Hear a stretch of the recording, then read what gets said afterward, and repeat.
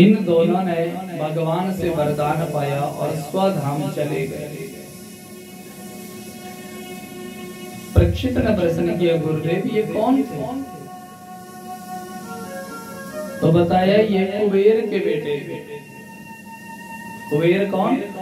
जो खजाने के मालिक।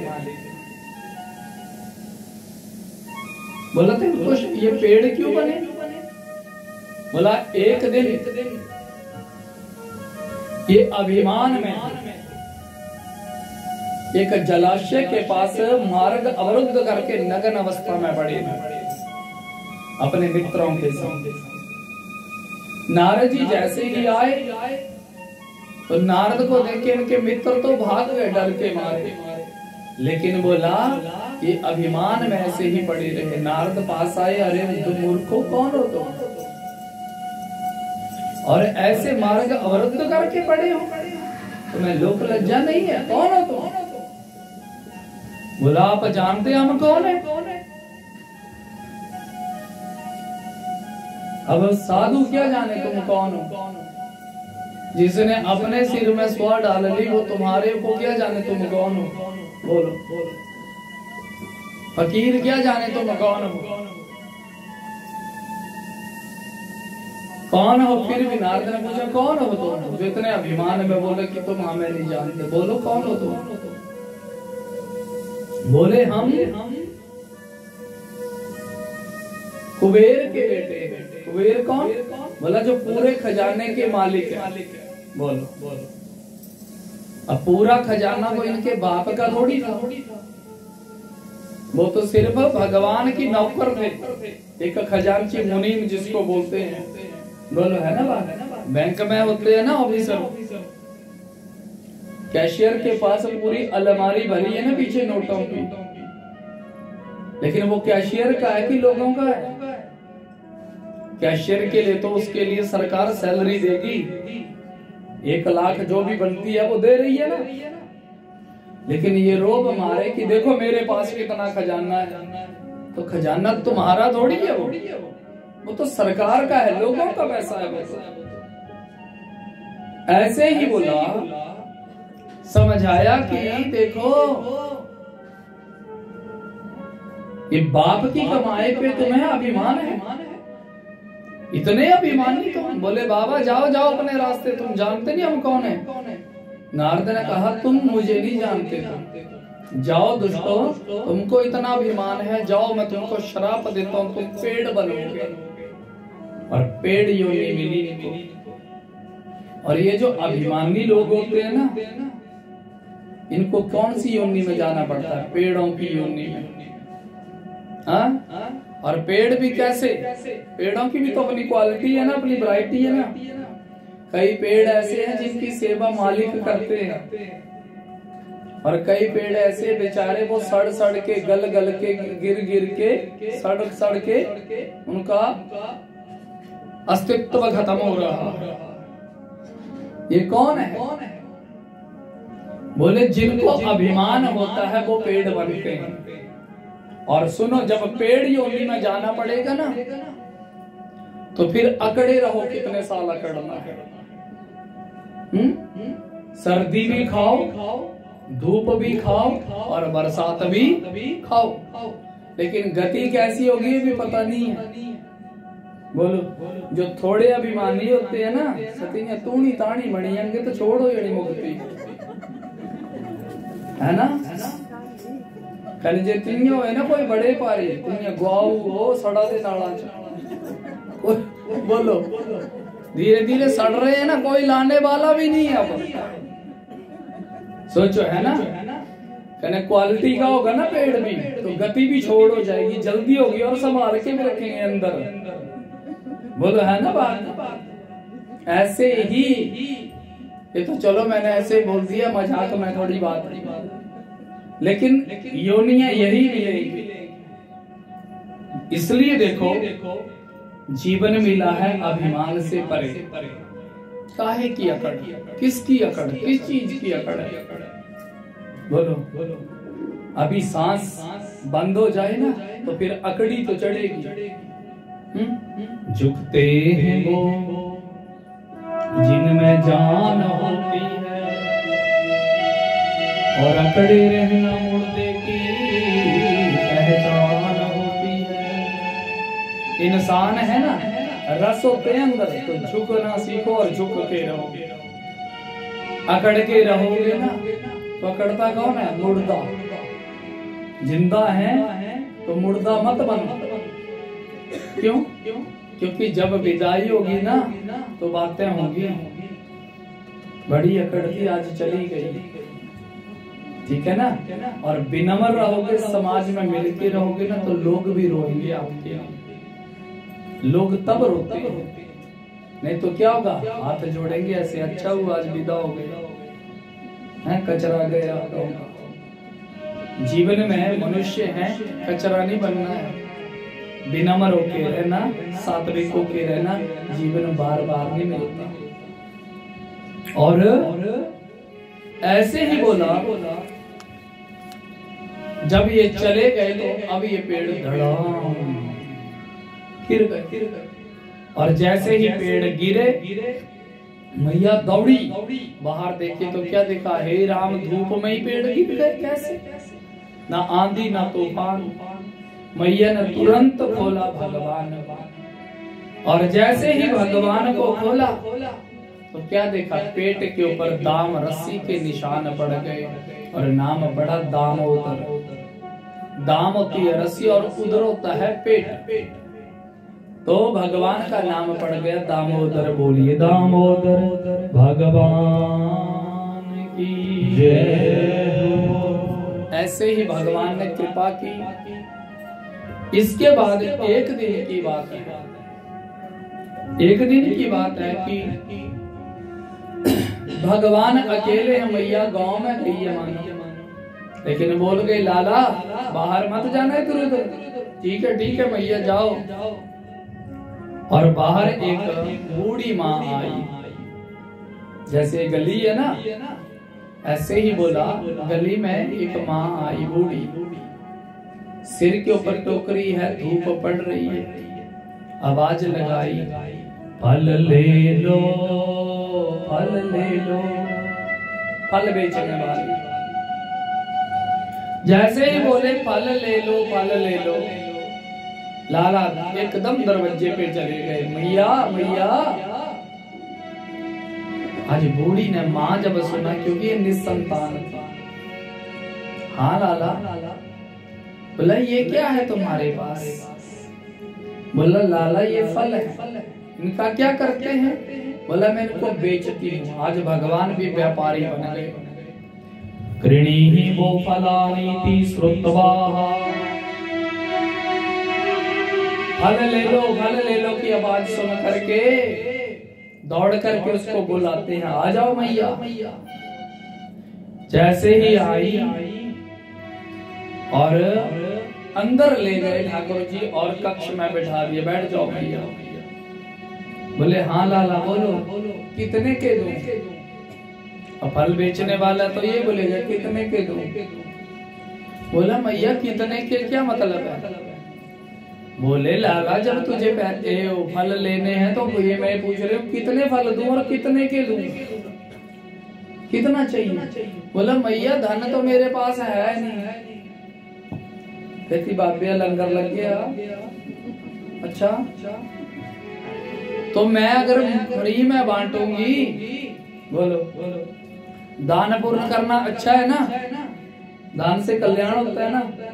लेकिन किराने दुकान वाला रोज एक बोरी ले आओ, रोज ही बेचता रहो, फ्री ले जाओ, फ्री फ्री फ्री, तो दुकान चली दी है। बोलो है कि नहीं? क्योंकि उसका वो कारोबार है, उसका व्यापार है। अगर उसने दान करना होगा तो वो अपनी मर्जी से करेगा।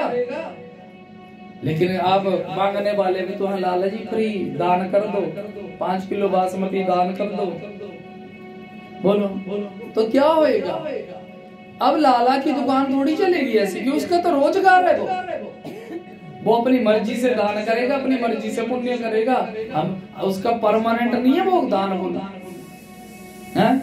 एक आदमी क्यों बोला, इन पड़ोसियों ने भी तो किया, कपड़े वाले ने 5 किलो दान, तो कपड़े वाले ने लिया तो तब दिया ना। अब कपड़े वाले को एक थान तू भी दान कर दे, वैसा थोड़ी होएगा। यानी दान कोई करेगा तो अपनी मर्जी से करेगा, जबरदस्ती थोड़ी कोई कर बोल सकता।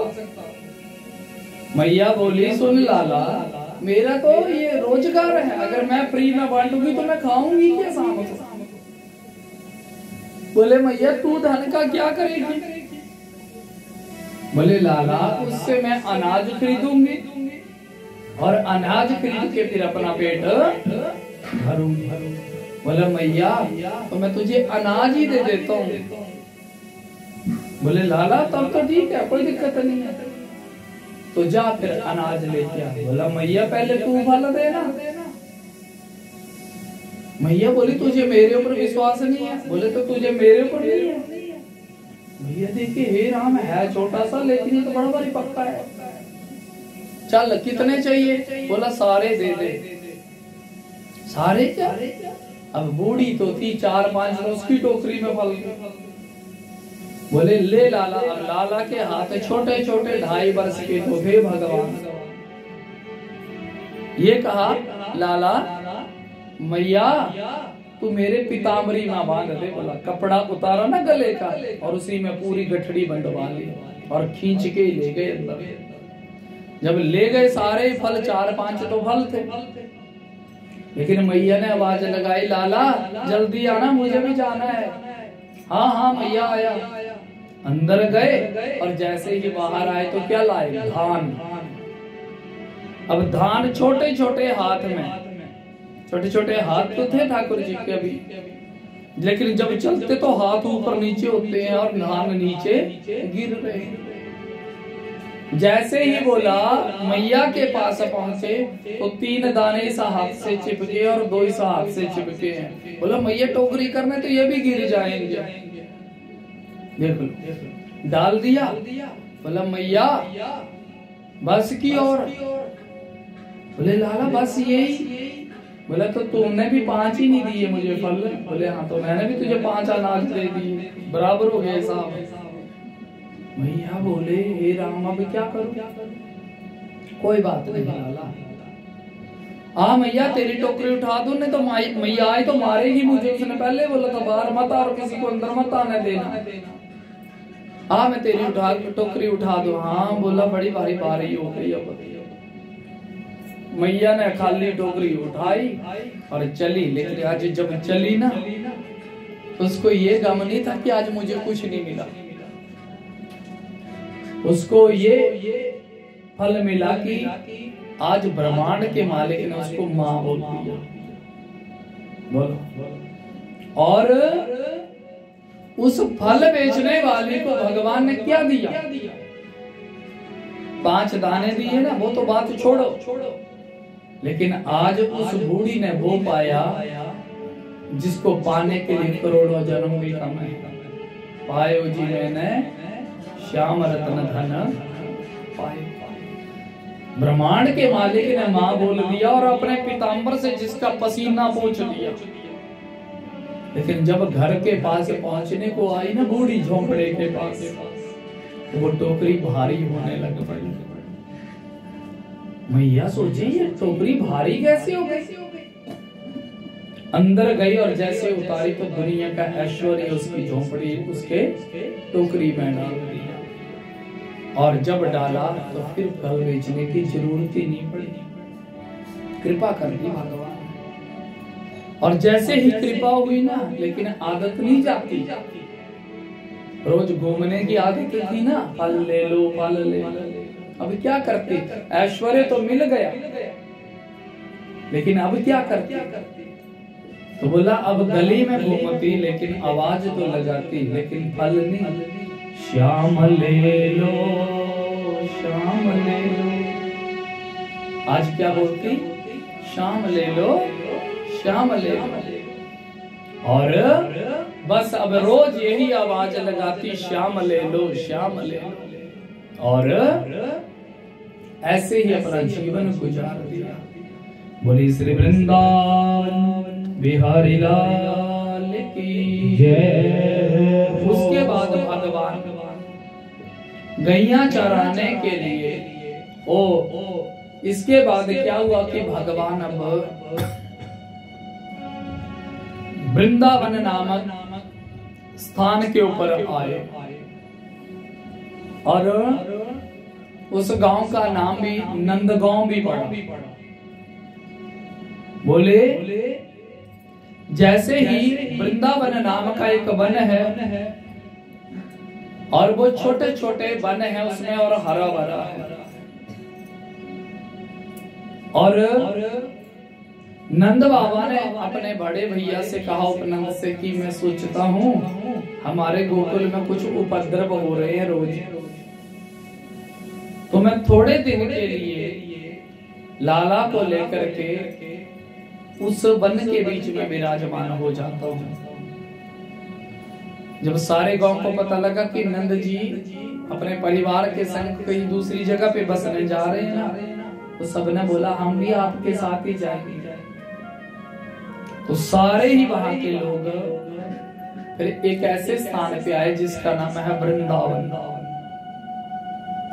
और उस वृंदावन नामक वन के बीच में जैसे ही आए तो कैसे बसे?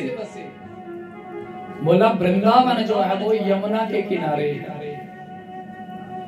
और जैसे आधा चंद्रमा होता है ना, ऐसे लोग बसे। जैसे आधा चंद्रमा होता है ना, यहां से भी बसना शुरू किया ऐसे और ऐसे, और एक ही दरवाजा रखा अंदर आने का। और एक तरफ से यमुना सुरक्षा करती और दूसरी तरफ से लोग रक्षा और सुरक्षा करते, और बीच में ठाकुर जी का घर बना वृंदावन धाम। ऐसे ही बोला गोप गोपी गवाम सेव्यम। ऐसे ही वहां पर सब रहने लगे और समय बीता। और एक दिन की बात है कि भगवान मैया से कहने लगे, मैया मैया। बोले क्या बात है? बोला देख मेरे सारे सखा गैया चराने के लिए बन जाते हैं और मैं भी अब गैया चराने जाऊंगा। मैया बोली लाला अभी तू छोटा है। नहीं नहीं नहीं मैया मुझे भी बन जाना है। जब यूं कहा मुझे भी बन जाना है, मुझे भी बन जाना है, तो भगवान कहने लगे, मैया कहने लगी देख लाला एक बात बोलूं? बोले हाँ बोले। बोला हमारा काम ही गैया चराना है, हमारा तो कारोबार है ये। बोले हाँ मैया ये तो है। तो लाला सुन, हम जब भी कोई काम करते हैं तो अपने काम के लिए मुहूर्त निकालते हैं। बोले अच्छा। बोले हाँ। तो सुन लाला, मैं तेरे बाबा को भेजूंगी और पंडित जी को बुला के वो इधर ही ले आएंगे और तेरे सामने वो मुहूर्त बता देंगे। कौन है इनके पंडित जी? सांडिल्य मुनि। बोले जैसे ही कहा कि सांडिल्य मुनि को बुलाएंगे। अच्छा।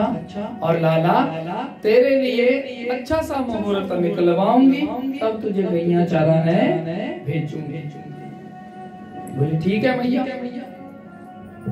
लेकिन बाबा को कब भेजना? जल्दी भेजना बस।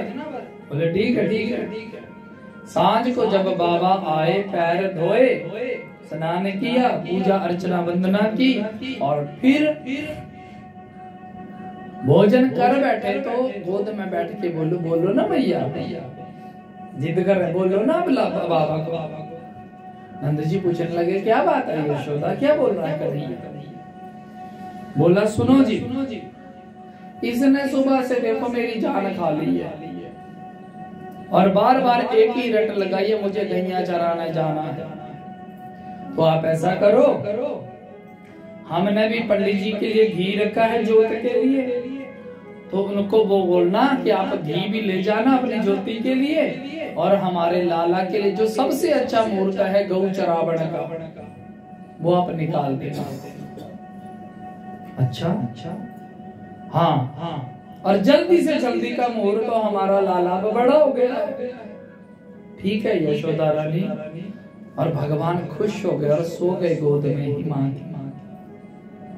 जब सो गए तो अब नंद जी पूछने लगे यशोदा रानी एक बात पूछूं? बोले हाँ। बोला आज से पहले तो कभी मुहूर्त निकाला ही नहीं। बोला तो इसको टालने का यही तरीका है, आप पंडित जी के पास जाना और उनको बोलना भी 10 साल मुहूर्त नहीं है, बस बात ही खत्म, और साथ में उनको ज्योत का घी भी दे देंगे।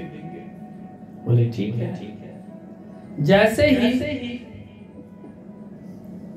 सुबह हुई तो सांडिल्य मुनि को लाने के लिए चले गए नंद जी, क्योंकि घर में मुहूर्त सामने निकलवाना था ना, क्योंकि ऐसे तो मानेगा नहीं। तो पंडित जी जैसे ही आए, प्रणाम किया, बोले हाँ जी समझा दिया था नंद जी ने रास्ते में ऐसा ऐसा बोलना आपने। ये ठीक है। जैसे ही आए तो लाला को बुलाया, लाला इधर आओ। भगवान हाँ मैया। बोला सुन ले पंडित जी आए हैं मुहूर्त निकालने के लिए। अच्छा अच्छा। एकदम गोद में बैठ गए और लाला कान खोल के सुनना। बोले ठीक है मैया। लेकिन मैया बोली नंद जी से आपने हाँ हाँ बोला समझा मत टेंशन, चाहे कुछ चिंता करती है, ठीक है। बोला अच्छा ठीक है।